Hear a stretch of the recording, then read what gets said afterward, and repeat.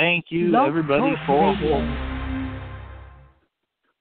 Good afternoon, everybody, ladies and gentlemen, boys and girls, children of all ages. This is a very, very, very special episode of the show about the show. I am so pleased, honored, and humbled to be joined today by JSA Founder, former PSA employee, and former SGC President, James Spence. He is the founder and he runs one of the most legitimate and biggest authentication companies in the entire country. He is here today to talk everything collecting, autographs, and authentication. James, we had some connection issues, but we're finally here. Thank you very much for joining me today. Well, thank you, Delvin, for having me on. I'm all here now. Got the right number. Excellent. So let's talk a little bit about your career. You mentioned that you founded JSA, but originally what happened was you were the former president of PSA, and you also owned 25% of SGC. When you were a kid, what kind of got you into card collecting and autographs? Well, like any kid, we all collected cards at the time, all different types of trading cards. However, I had one up on everybody because my grandfather and my father were very big hobbyists, and they collected autographs as well as stamps and coins.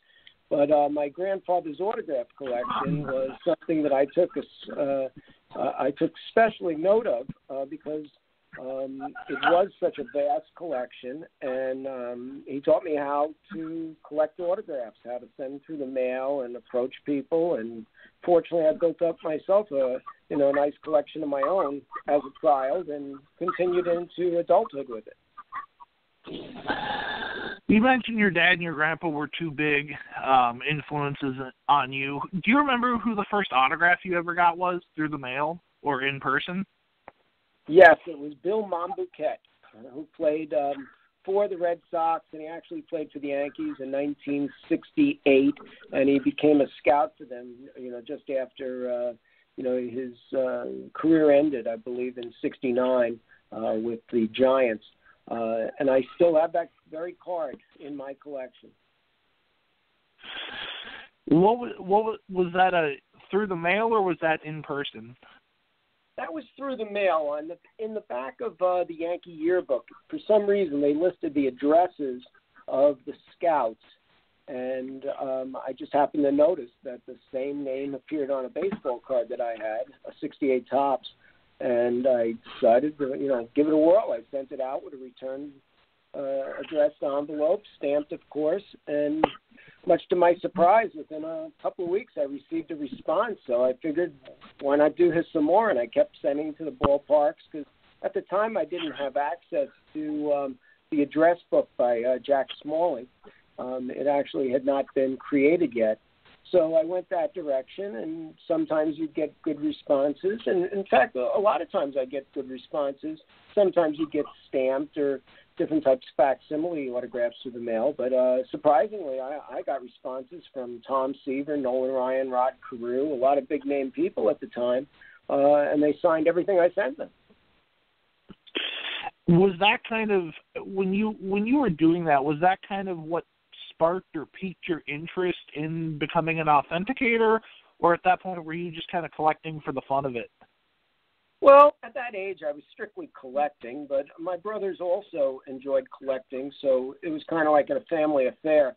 But then, I guess into my adulthood, I became one of these weekend warriors where I would attend shows and set up at shows and sell basically my doubles.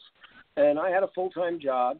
And somewhere in the mid-1980s, I started making more money on the weekends than I was on my regular job, and I realized that this could be a career for me.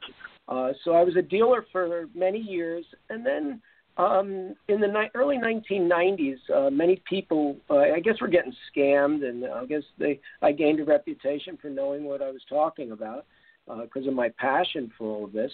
And what happened is people started asking me to write letters of authenticity, and I simply would handwrite them. And then one thing led to the next. A couple of auction houses contacted me, and then I started to do it on more of a formal basis. And one thing led to another, and PSA DNA was the next step. My company was purchased by Collectors Universe back in 1999, and I started up the division where we would authenticate previously signed autographs. And I had a crew of 3 other authenticators, and I started that up, and I was with them for 6 years. And after my contract was up, I decided I had enough fire in the belly and decided to go back into my own business. And here it is 13 years later, and JSA is the largest authentication service for autographs, I guess, in the world.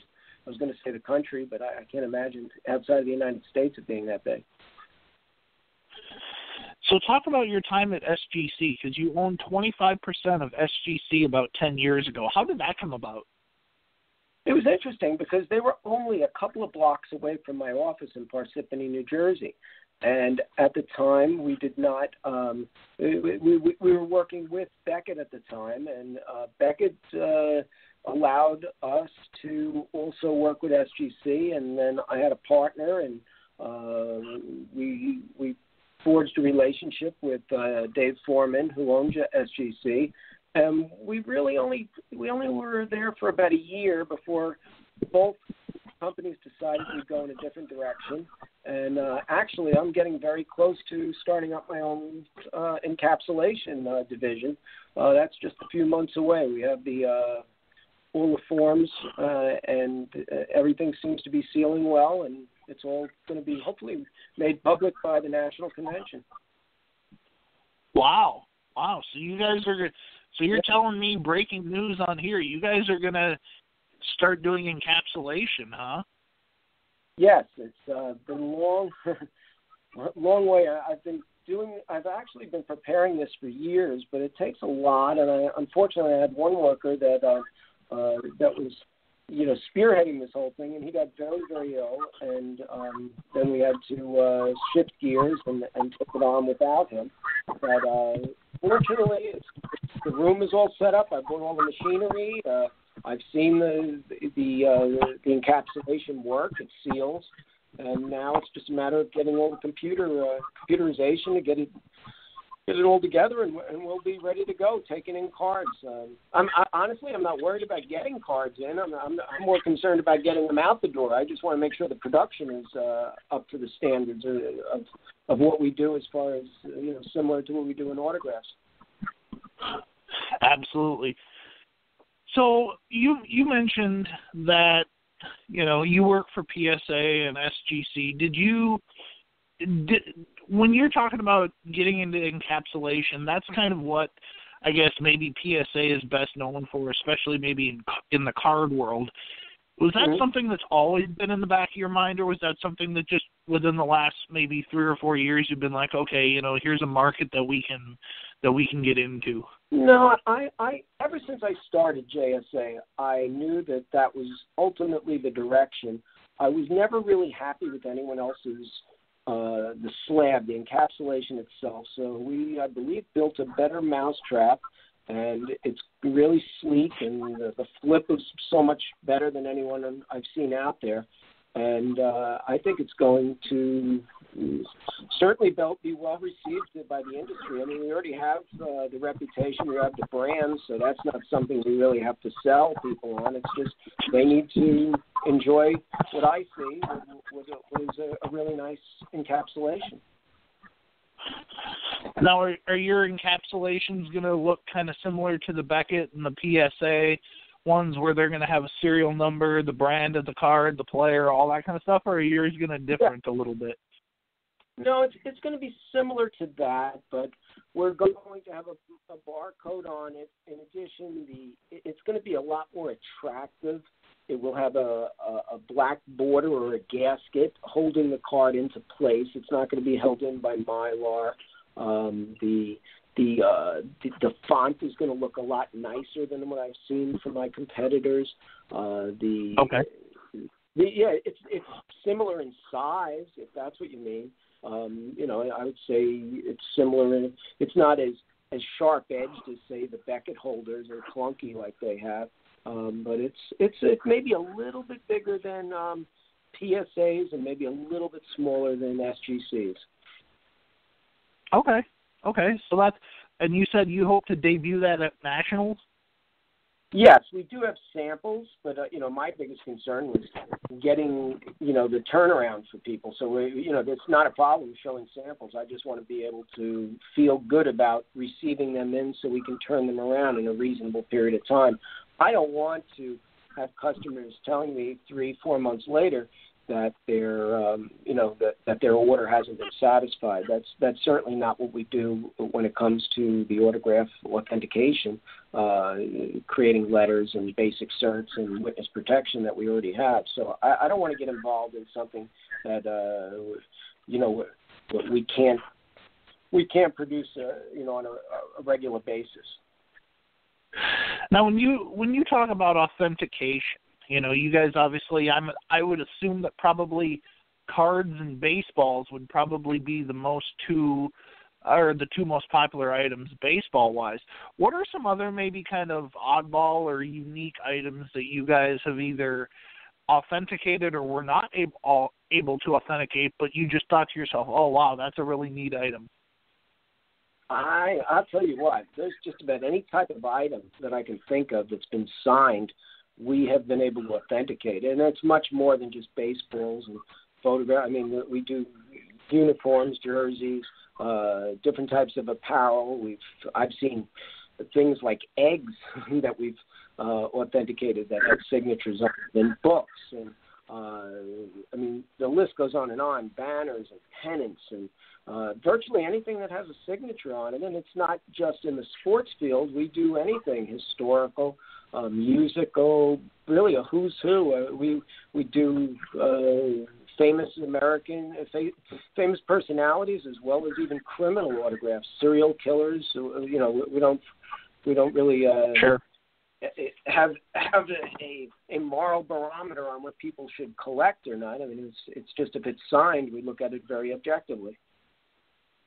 Sure. Now, when you send an item into PSA, obviously you can pay and get their quick opinion done. Is that something that you guys offer, like a quick opinion service? Like if I'm looking at something on eBay and I see an autographed item and I go, oh, that looks good, but I don't know for sure. Do you guys have the quick opinion feature? Not at this time, but we've been in talks with eBay, and we plan to have something like that into place. I did it, actually, I was there when they started it at PSA DNA. It was just maybe about 6 months before I left the fold there, so I'm familiar with it. I've done it. I'd much rather see the item in person, but I understand, people have an interest in knowing what they're buying or at least getting a good idea of what they're buying before they make the purchase. So that's coming along as well. Sure. Have you ever authenticated an item for a customer and then you've just been so, I guess, maybe in awe or fascinated by the item that you've made the customer an offer and purchased it? And if so, what was it? It doesn't happen very often. I mean, I do collect. I'm so busy looking at other people's collections. I rarely buy things through auctions. I've never bought anything on eBay. That's probably an interesting tidbit. I've got a very large collection, very comprehensive, but it happens once in a while, but I try not to do that too often, mainly because I don't want any type of conflict of interest to occur, so it really doesn't happen that often. Usually people I know. What was the last item you did buy from somebody that they came in to get authenticated? It was probably a Roberto Clemente ball. I would say that was something that I saw that I'd like for my collection, and the fellow that was selling it was not a collector. He had gotten it himself many years ago, and we were able to strike up a deal. He was happy, I was happy, and there's items such as that I might stumble into along the way, but It doesn't happen as often as I guess people would think, because I don't want to interfere with what the subject at hand is, which is to authenticate people's items. I don't sell items. I haven't sold anything in probably 15 years. Was that a team ball or was that a single signed? Single signed, actually. Single signed. Okay. Wow, that would be a pretty cool item to have. So when you guys authenticate items, obviously, your competitors back in PSA and stuff, PSA in particular puts invisible ink or puts some kind of marking on there, invisible, that can only be seen with a blue light or black light. When you guys do authentication, talk to us about the authentication process. So if I send something in to you, can you give me a step-by-step process of how the authentication works? Sure. In order to get the letter of authenticity from JSA, when it's submitted, we have to process the item. So we carefully record all of the characteristics of the item itself to make sure we have the measurements, the type of ink that's used, the type of implement that was used, the era in which the item was manufactured, and all this information eventually will go onto the letter of authenticity or a rejection letter if the item fails. We take a high-resolution scan, and at that point, we never have one authenticator, not even myself, makes the final decision. It has to go out to our authentication staff, and everyone scores it blindly, so we don't know what each other's scores are. Based on the scores, an item either passes, fails, or it possibly could go inconclusive. I would say the inconclusive doesn't happen that often, but usually that we have a very well-trained staff, as well as, the exposure that all of these authenticators, and we have consultants in the field as well that do not work directly for the company, but we also send images to those people as well. Once the item achieves the scores that it needs to either pass or fail, a letter is written up and it's returned with the item to the customer, and the authentication letter, the full letter, has my signature or my son's, and it is also witnessed by a notary public, and it's also on it has watermarked stationery so that somebody can't counterfeit the letter itself. It all ties into a database, and someone can look up the item and see the exact item that was authenticated based on the alphanumeric item that appears on the letter of authenticity. Wow. So it sounds like the process is very, very extensive. What went into the decisions to not just have you to kind of have your name on the company, but kind of not have you be the sole authenticator? Well, first of all, the volume itself is incredible. JSA authenticates between 450 and 500,000 autographs a year. So physically, I can't witness every single autograph and be around the country like my staff is. I mean, any given weekend, we're in 5 to 7 different locations around the country. Yesterday, for example, I was in Queens, New York. I have workers this weekend in Minnesota. We had them in Chicago. We have them in Virginia, down in Florida, out on the West Coast, probably in California this weekend.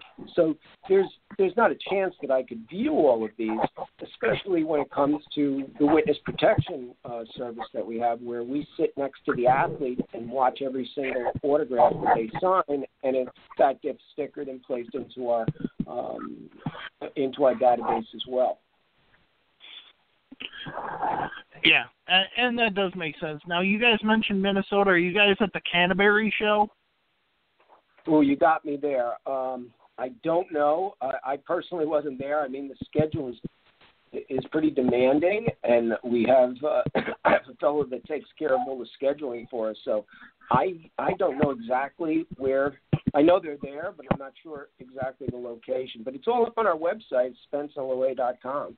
I mean, you could just go through that and and put in a zip code and find out when's the closest show that we're going to be in your area. Sure. Now, you've obviously, you talk about the witness protection. You talk a lot about that. And what are some of your favorite signings that you've done in the baseball world? Because baseball athletes, I think baseball players kind of tend to be creatures of habit more than other guys. Do you have some funny stories or some memorable signing experiences that you can share with us? Well, I mean, I do some of them, but not a lot of those. We have a staff, because my specialty is looking at an autograph that was signed many years ago, something that we didn't see in the present, and I'll make a judgment call. I'll give an opinion on that, such as a Babe Ruth, a George Washington, a Marilyn Monroe. So that's my specialty. To sit with the athletes and watch them or the celebrities is not real good use of my time. We have a staff that does that. Have I done that? Absolutely. I think perhaps one of my favorite ones that I've sat with was Michael J. Fox just a couple of summers ago. I really enjoyed, probably a 3-hour session with him. Okay. Now, when you do baseball authentication, is the process different for each sport, or do you guys do the same authentication process? Because is it the same, like authenticating a baseball as it is a basketball, as it is a football, that kind of thing? Well, being able to identify the item and date it, I mean, that varies from field to field. But in terms of looking at the flow and the structure of the signature, I mean, we have a developed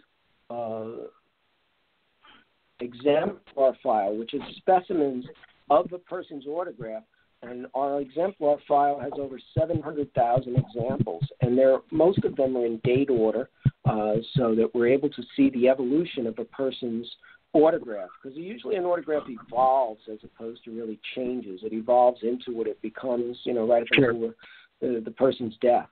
So that process of being able to do side-by-side comparisons, or being able to, we have some very expensive machinery that we use to be able to determine things that the human eye cannot pick up on. I mean, some of these machines are $25,000 that we have that have all types of different types of lighting capabilities, whether they're coaxial or there's different types of ultraviolet lighting and side lighting, and also they have filters that we're able to manipulate to see things that might be either erased or just faded. Excellent. Do you have a favorite autograph in your collection? You said your collection was pretty extensive, and you mentioned the Roberto Clemente signed ball earlier. Do you have a baseball item in your collection that you're just like, wow, that's my favorite item? Yes, I kind of view it as the collection as a whole, but I mean, I'm a collector of canceled checks, for example, and I have some real beauties in my collection, such as I've got a Joe Jackson, I have a George Washington, I have a couple of Lincolns, and I have, Christy Mathewson, and then probably about 170 different baseball Hall of Famers on canceled checks, somewhere in that neighborhood. Wow. Well, what is it about canceled checks that you decided to do that niche and make that part of your collection?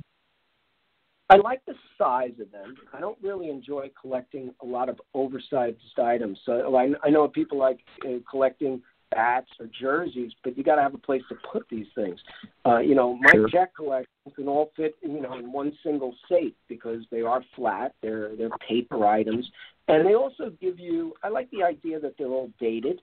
I like the idea that most of them are filled out in the person's hand, so it gives you extra writing, which helps the authentication process. Usually when a person just signs his name, you're limited to that to be able to opine on. But when you have more Sure. writing on it, the person's filling out the date and he's writing the amount and perhaps even in the memo column in addition to, and they usually put on their legal name as well. Babe Ruth didn't sign his checks. Babe Ruth, he signed it, George H. Ruth or G.H. Ruth or what have you. So I kind of like that aspect of it as well. What's the one autograph that you don't have in your collection that you're like, man, I would love to score one of those? Oh, boy. That might be, you know what, I'm probably 18 autographs short of having every single president's autograph. And I would say any one of those would probably fit into that category. I mean, there's some that should be easier than others for me to get together. I think I need a Grover Cleveland and a Rutherford B. Hayes and a James Buchanan. But then again, on the flip side, I need a John Adams and a Thomas Jefferson. So I guess any one of them I would very much enjoy having. I do, and a lot. I'll tell you what. As far as presidential checks are concerned, some of the more difficult ones are some of the more recent presidents. I mean, I've never seen a Barack Obama or a Bill Clinton or either one of the Bushes. So it's kind of interesting. Just because somebody's been dead for 200 some odd years, it doesn't mean that it's not easier to find than somebody that might still be alive. Yeah, that is really interesting. Now, and I totally appreciate that because I'm a history and political science major, so the presidents are one of my absolute favorite things to study and talk about. So to know that, somebody out there collects and is kind of a presidential nerd like I am, that's pretty cool. When you mentioned earlier in the episode that you've never bought anything on eBay. When you look at eBay as a whole for autographs, do you view it as a positive or a negative? Wow, that's very curious. I just came from an era where I enjoyed actually touching the items and seeing them, and once in a while I'll buy an item that's in somebody's auction, but usually I'm authenticating the item while I'm there and I see something and I might go after it. But I guess I don't, more so than anything, I don't have time to troll around eBay like many collectors do. I'm too busy, I guess, being concerned about other people's collections. It's kind of strange. It's a time issue. I very often work, 6-7 days a week, so there's not a lot of time left over, after, family and other responsibilities that, I can spend a lot of time doing this. I'd almost have to retire to be a better collector. Well, for everybody in the authentication and collection industry, let's hope that doesn't happen anytime soon. Now, one major thing did happen. Yeah, go ahead. No, I have I have several family members that work for my company, including my son, who operates our office down in Fort Lauderdale, which indeed I'm going down to tomorrow to visit. He's gained quite a reputation himself in the industry as being one of the top authenticators. So, we do have a very good staff, and I certainly don't want to give anyone the impression that I'm the only authenticator, in my business. We have probably 10 different lead authenticators, and JSA has 25 full-time employees and probably just as many part-time employees. Now, when you're obviously in the authentication game. A couple of years ago, maybe it was 18 months ago at this point, a big kind of shift happened in the authentication industry. You used to work for PSA. A lot of people do consider them the gold standard in terms of resale value or what have you. But Steve Grad was one of their leading authenticators, and he left, and he not only switched over to Beckett, but then he helped found the Beckett authentication services. Can you talk about kind of what the authentication industry has become compared to what it was, and what a move that Steve made, Talk about how difficult that is. You made that same jump from PSA to your own company. Well, JSA, I believe, is at the top of their game.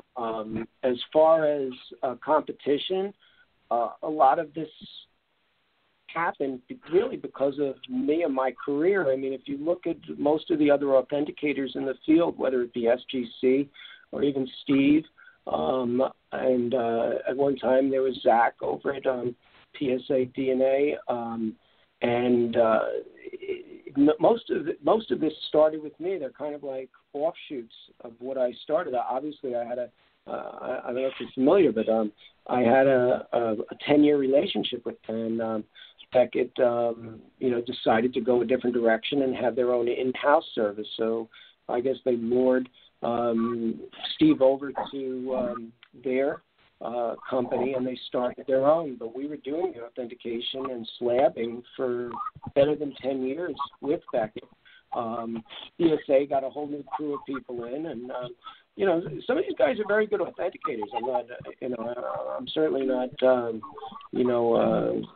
saying they're not. It's just we've been around a lot longer. We have more authenticators, and I believe we can cover a lot more ground, and a lot more eyes are looking at your autographs than some of these other companies. Maybe only one or two people are making the final decision. I believe in having it, a more comprehensive approach and letting more people so that there's less of a problem, so there's fewer mistakes. Absolutely. What does having more companies in the authentication business do for the hobby in general? Well, it gives them a choice, but fortunately, JSA authenticates for more auction houses than really everyone else combined. We have so many that use us, whether it be Robert Edwards Auction or Huggins and Scott or Hunt Auctions. We authenticate for Great Flannel and just many, many other different, Love of the Game, many different authentication services, Vintage Authentics up in Minnesota. There's just so many that we do, and they've been extremely loyal and happy with our service. So I think that gives us better advertising than all the ads I could run on the internet or in Sports Collectors Digest or wherever else people are advertising. Sure. I mean, that's very, very valuable. Any given day, this is an interesting concept. Any given day, there are 150,000 or more items that have been authenticated on eBay that were authenticated by JSA. And that's JSA alone. That's not anyone else. But that's a significant number of items that people are putting up for sale. So just think of all the items that are not up on eBay, or in people's collections. I mean, we've authenticated seriously millions of autographs at this point. Have you guys ever had a either current or former player call you up and say, "Hey, come over to my house. I want to sell my collection, or I'd like to get it authenticated"? Have you ever authenticated a former player's entire collection? Yes, we've been at players' homes, different celebrities' homes, and have done that. But I could tell you more often than not, usually an auction house receives the collection from the celebrity, and they pick it up, and then it's all in one central location when we authenticate prior to the catalog being launched. But there are many different instances where we've I just personally, and I'm not speaking for the other people in my company because I know they've been in various places, but I remember I did Jim Cott's collection, former pitcher. Should be a Hall of Fame, but he's not. I authenticated the collection of Scott Stapp, who was the lead singer in the group Creed. And many others over the years have been done. Well, James, I actually have another caller. Would you be willing to take a fan question? Absolutely. Okay. We're going to bring this caller in here. Let's do this. Caller, what's your name and where you're from? My name's Drew. What's going on, buddy? My name's Drew, and I'm actually the host of Let Me Get That Potograph podcast show about the hobby and the hobby world in general. And once I heard you had James on, had to call in for a minute. Sure. Drew, go ahead. Oh, Drew, right. go well, ahead. Okay. You're live with James Spence. Go ahead. All right. Well, James, it's a pleasure to speak with you. We do a show about the hobby, and so your name comes up frequently, and your company comes up frequently, and it's an honor to speak with you.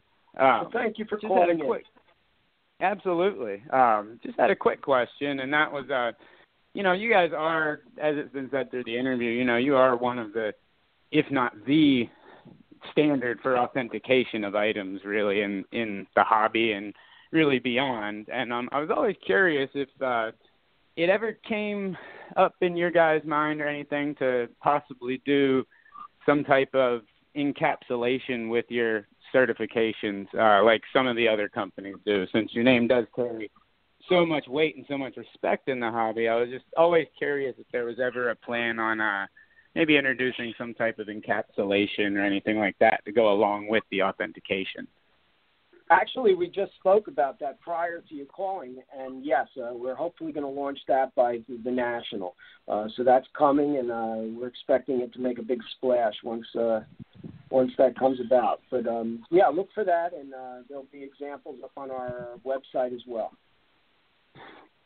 Awesome. Well, thanks for taking my call, and great interview today, and thanks for what you do for the hobby, because one thing we do is we run across so many fakes and everything, so it's great to have a company like you guys around where, buyers can trust what they're getting and trust what they're getting is going to be real. Well, thank you for that vote of confidence. I appreciate that. Absolutely. Well, thanks for taking my call, guys, and y'all have a great day. Thanks, Drew. Appreciate it. No problem, buddy. All right.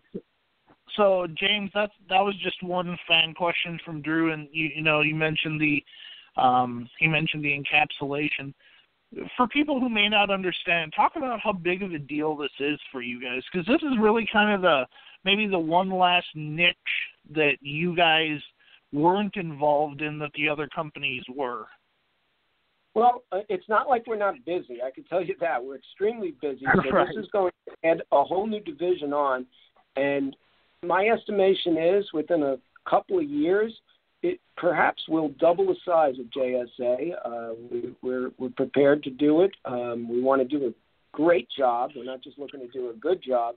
And it's going to, I think it's going to interest a lot of collectors, and certainly the auction houses, I believe, will receive it right away. I mean, I've seen other people come out with, slabs in the past, and their biggest hurdle is trying to get them into, the auction houses. And if that doesn't happen, it's very hard to sell your product. But since I'm already in there doing authentications, I don't believe that's going to be a huge problem. Absolutely. Now, when you talked about your son being involved in the business, and you mentioned he runs your Fort Lauderdale, Florida office. How much of a connection do you guys have between your New Jersey and your Florida office? Like, if people send items in, get an equal amount of items in both places? Yes, items are sent to either location. There's usually it's not necessarily one is better than the other or anything like that, because everybody, the two companies are scoring items simultaneously. It's wonderful that things can be emailed or put into drop boxes, as far as the images are concerned. So everybody's seeing it's just nice to have a location elsewhere so that we're able, especially for travel purposes, and it's been certainly talked about within our company of even going out to the West Coast and having a brick and mortar location out there. We already have representation out on the West Coast, but we would like, a physical location where people can actually bring their items, and it would probably be in the Phoenix area, if I was to guess. That might be our next venture there. Okay. Have you guys thought about doing something in the Midwest, or is that just kind of not possible at the time?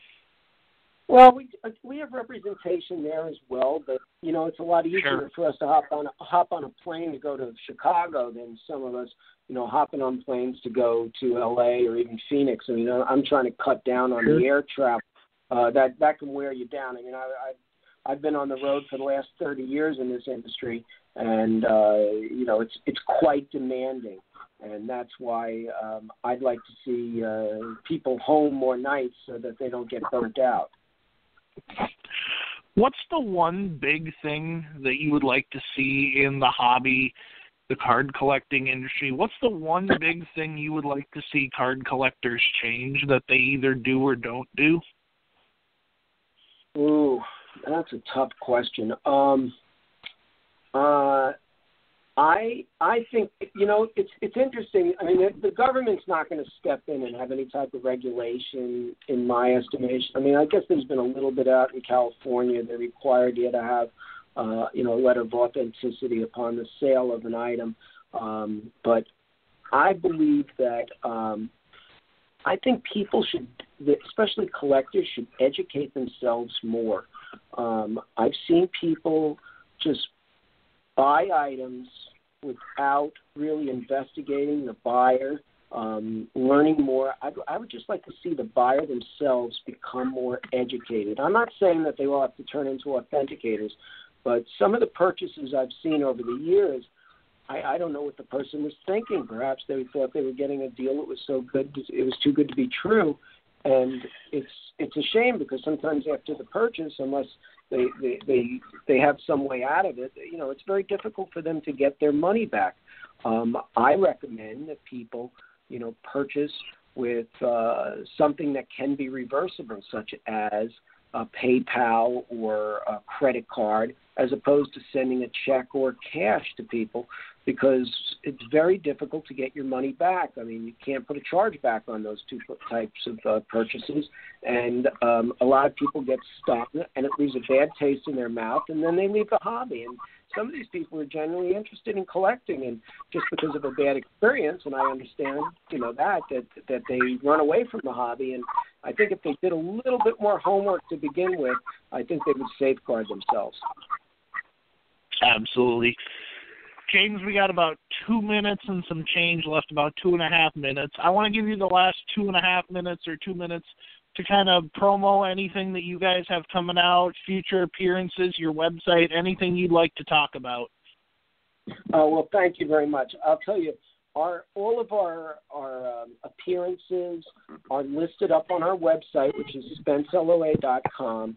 It's easy to navigate. In fact, it's a brand new website that we just put together. We